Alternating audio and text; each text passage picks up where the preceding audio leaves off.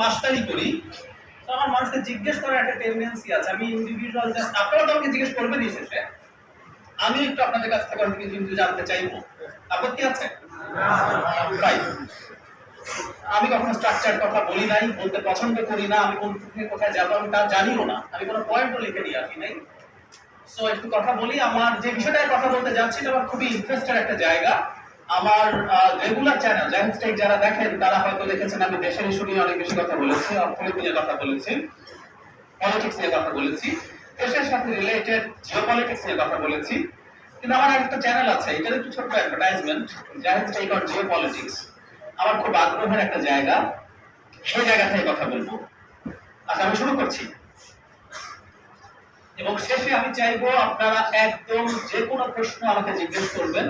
বিমতের কথা আমার কথা মানতে হবে তাও না, এবং ইন্টারন্যাশনাল পলিটিক্স নিয়ে আমরা যখন কথা বলবো ওখানে আসলে মানামানির ব্যাপার নেই। কেন একটু পরে আসছে। জন মিয়ারশেমারের নাম আপনারা শুনেছেন? জন মিয়ারশেমার, এটা আবার জিজ্ঞেস করতে শুরু করছি, শুনেছেন? এই ভদ্রলোক খুব আলোচিত হয়েছে যখন রাশিয়া ইউক্রেন ইনভেড করেছে। যে আমি বললাম রাশিয়া ইউক্রেন ইনভেড করেছে, এই কথাটাও কিন্তু কি হয়, ডিবেট আছে না? রাশিয়া কি বলে? তারা একটা স্পেশাল মিলিটারি অপারেশন চালাচ্ছে, তাই তো?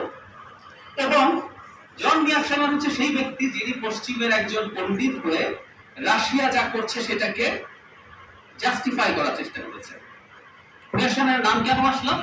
আমরা যদি ইন্টারন্যাশনাল পলিটিক্স নিয়ে আলোচনা করি, অনেকগুলো স্কুল অফ থট আছে। যেমন লিবারেল স্কুল অফ থট আছে, আইডিয়ালিস্টিক স্কুল অফ থট আছে।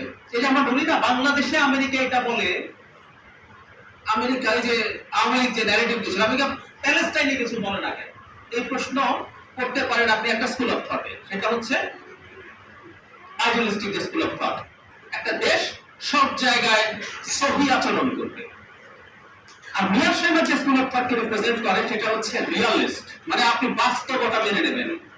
রিয়ালিস্ট স্কুল অফ থট যদি আপনি ফলো করেন তাহলে বুঝবেন আমেরিকা ইসরায়েলের গণহত্যা নিয়ে বেশি কথা বলবে না। This is how it works.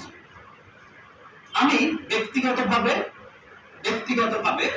Realist school of thought থেকে কথা বলবো। ফলে আমার প্রত্যেকটা বক্তব্যকে আপনি যদি নাউন্স করতে পারেন, আপনি যদি অন্য আরেকটা স্কুল অফ থটের মানুষ হন। আমি মিয়ারশেমারকে রাশিয়া ইউক্রেন প্রশ্নে সাপোর্ট করি না, কারণ আমি মনে করি সেই ক্ষেত্রে ওয়েস্ট ঠিক করছে, সেটা অন্য আলোচনা। কিন্তু আমি ওই স্কুল অফ থট থেকে কথা বলবো, আপনারা ডিবেট করতেই পারেন। সেই জন্য বলছি শেষে নিশ্চয়ই আমরা আলোচনা করবো সেগুলো নিয়ে।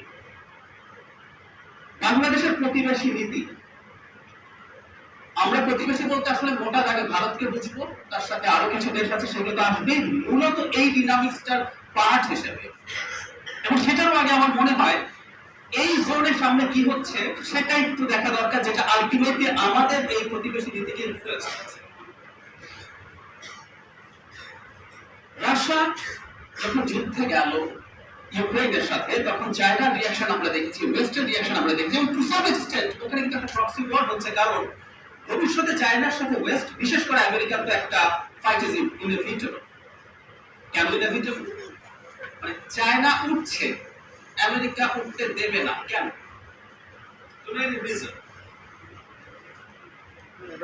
কারো কাছে মনে হয় কেন আমেরিকা উঠতে দেবে না তাকে? একটা বিখ্যাত বই আছে, গ্রাম ম্যালিসন বলে এক ভদ্রলোক, শিকাগো ইউনিভার্সিটির প্রফেসর, থুসিডিজিসেস ট্র্যাপ এই নামে চায়না আমেরিকার যুদ্ধ হবেই কিনা এই ধরনের একটা আলোচনা উনি করছেন। ব্যাকগ্রাউন্ডটা একটু বলি। থুসিডিজিস হচ্ছে প্রথম যিনি ইতিহাসকে বৈজ্ঞানিকভাবে লেখার চেষ্টা করেছেন। খ্রিস্টপূর্ব 450 বছরের দিকে উনি ছিলেন।